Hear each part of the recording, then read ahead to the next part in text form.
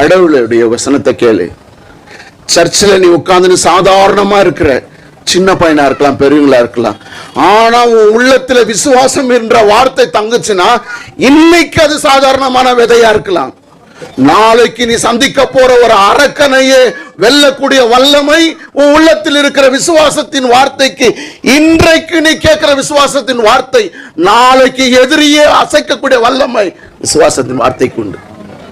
விசுவாசத்தின் வார்த்தை இன்றைக்கு சாதாரணமா இருக்கலாம், முளைத்து வரும் பொழுது ஜீவன்களையே உருவாக்கி ஆசீர்வதிக்கிற வல்லமை அவைகளுக்கு உண்டு. சொல்லுங்க ஆமென். இந்த பசங்க சொன்னாங்க ஆமான்ட்டு. தானியேல் தன்னுடைய வாழ்க்கையில இதை ஜெபமா மாத்தினாரு.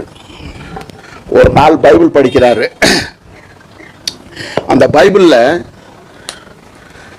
70 வருஷம் ஆகும் என்று எரேமியா தீர்க்கதரிசியால் உரைக்கப்பட்டதை அவன் வாசித்துக் கொண்டு